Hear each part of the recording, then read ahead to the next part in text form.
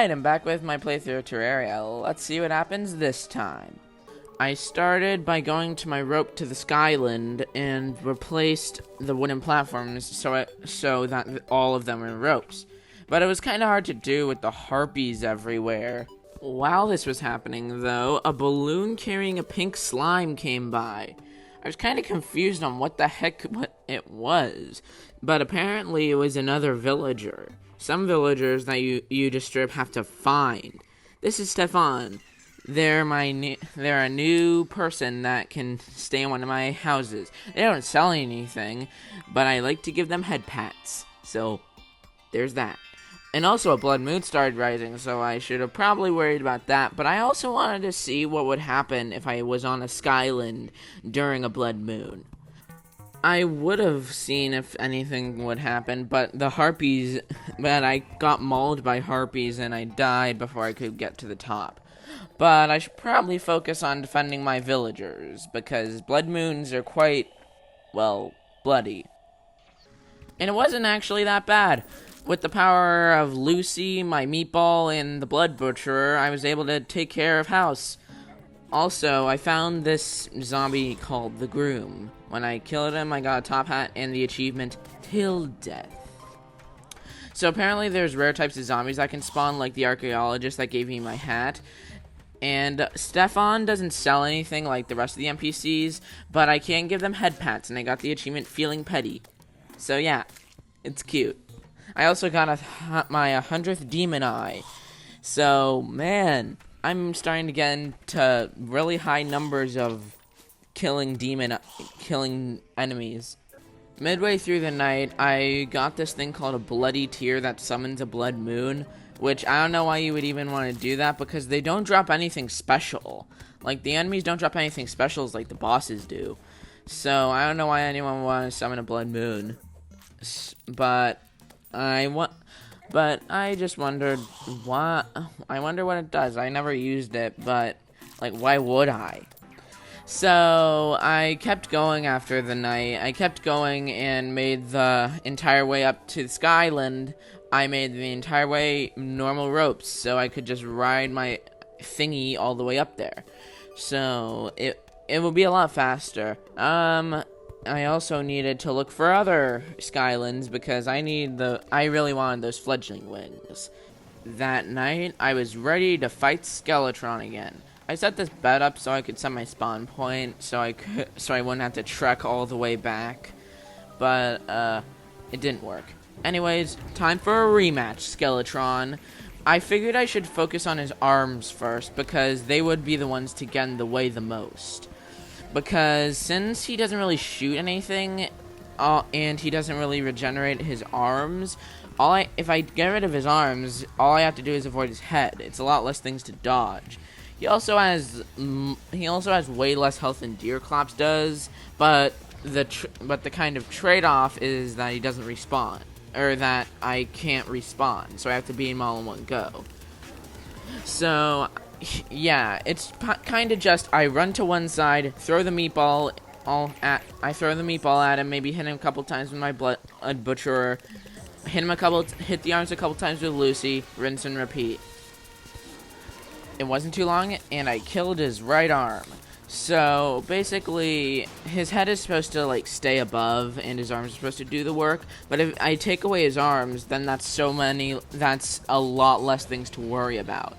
So so it's a lot easier to just take out the arms first and then focus on dodging the head, because the head is a lot easier to dodge than the arms. So I took out his left arm, or does he even have a left arm? No, wait. I took out his right arm, or my right. The way I'm looking at it, it's the right arm. The right side had lost that side's arm. You get what I mean. Not too long later, and I took out his other arm. So now, all I had to do was dodge his head and take out and hit it with my meatball, which was a lot easier. Anyways, speed through the rest of me beating up Skeletron's skull, running away to heal, and then keep hitting him more and more. It kind of was just a process of grappling around the temple to get away from his skull, and then hit him with my meatball and hit him with Lucy.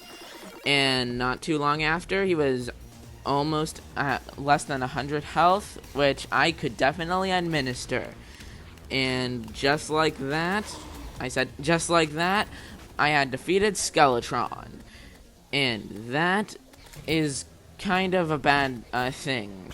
I mean, it's good that I got him, so now I can enter the dungeon, but I got a bad drop. He doesn't actually drop that good stuff. I got his helmet and a couple healing potions, which are like the most common things you can get from him. It's not even useful. In fact, his skull is just a vanity item. I checked my bestiary, and this is what I could have gotten. I got the Skeletron skull, and that's it. I could have gotten the Book of Skulls, which I really kind of wanted to get. I could have gotten Chippy's couch for some reason. I don't know what that is. But I don't know how I can fight him again. I don't even know if I can fight him again. I'm pretty sure I can. Like, you can resummon most of the bosses.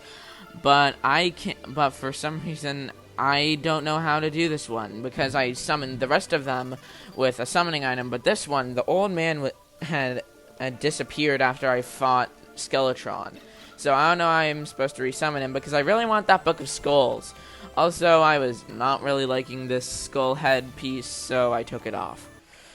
The next thing I wanted to get was this Trimarang. It was the enchanted boomerang I had, the Shroomerang, and an ice boomerang that I didn't have yet.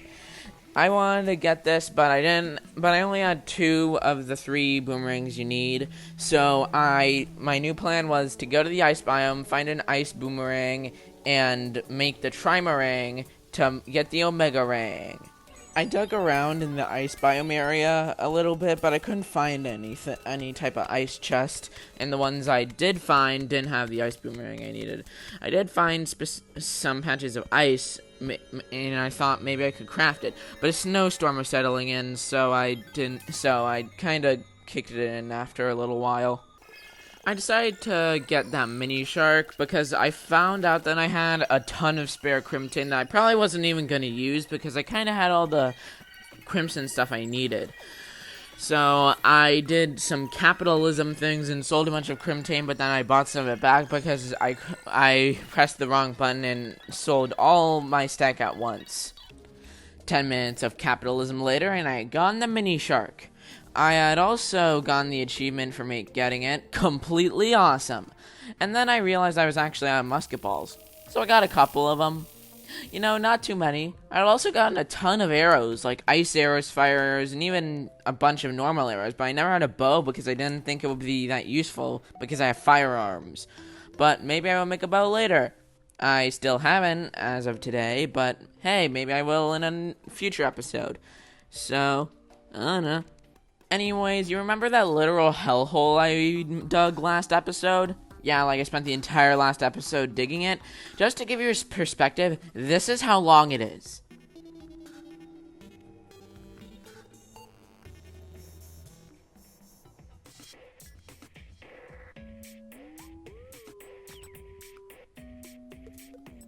Okay, yeah, I can get snagged on things because I wasn't digging perfectly. But anyways.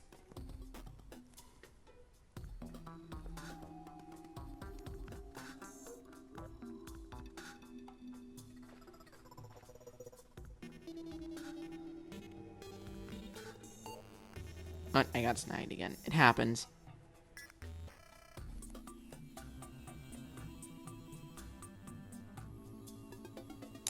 And we should be nearing the bottom in 3, 2, and 1. Yep, I dug all of that last episode. Yeah, it took a little while, okay? I tried to mine the hellstone, but the problem is that if I stood on top of it, it would just set me on fire, and I would just die if I didn't heal. And plus, everywhere around me was covered in lava, and pretty obviously, I can't swim in lava, so I gotta get something that makes me resistant to fire. I'm pretty sure that's what Hellstone is for. It gives you molten gear, or I know that molten gear makes you resistant to fire, so I needed to get that. But I didn't, and I still couldn't mine Hellstone without dying a couple minutes after. The next time I went down there, I decided to bridge across the lava to see what I could find. I found a little bit of water, so I made this obsidian, and I found this little abandoned house with Hellstone bricks.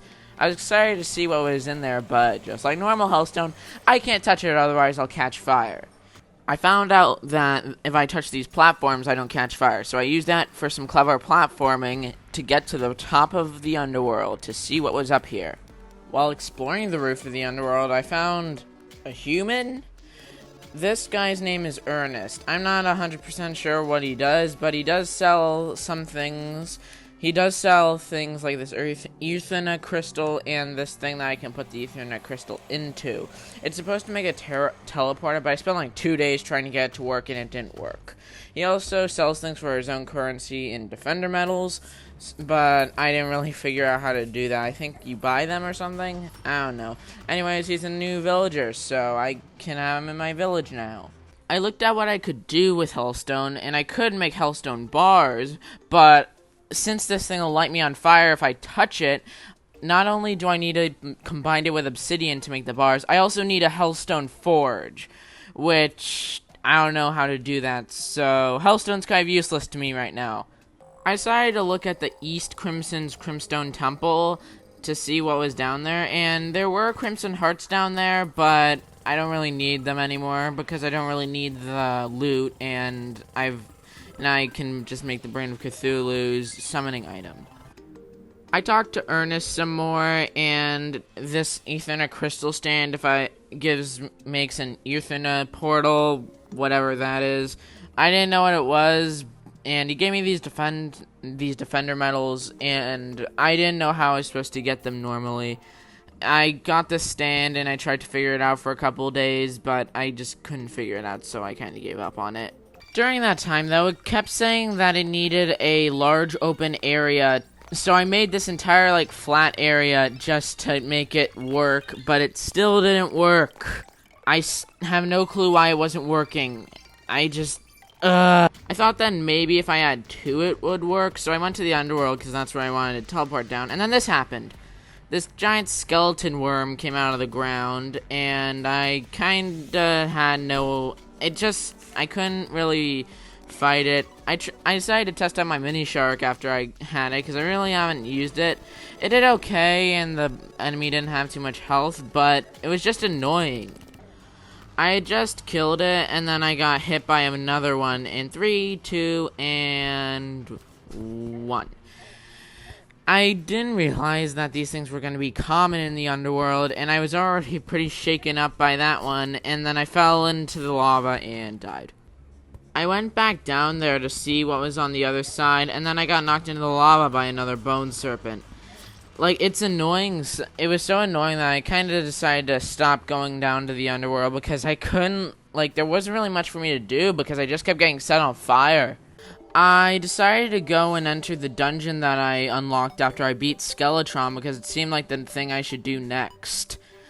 And it actually had working lights that I could actually activate with a switch and stuff. It had skull pots, which was interesting, and hopefully I won't get one shot by the dungeon guardian this time. I kept running into spikes, and I found this skeleton with armor on. I could also interact with this clock, and it would tell me exactly what time it was in the game. Interesting. Anyways, I kept going downwards, and then I saw this holographic skull thing that reminded me of those spinning waffles from Super Mario Bros. 3. And then I kept running into different skeletons wearing armor. And I couldn't, hit the holographic skull because, well, I can't shoot through the wall. And that's its favorite place to hang out. Then, soon after that, I got this, a ton of skeletons, so I decided to unleash my mini shark. This thing goes through ammo pretty fast, so I didn't want to use it too much, but I was able to take care of most of them, and I found my first chest.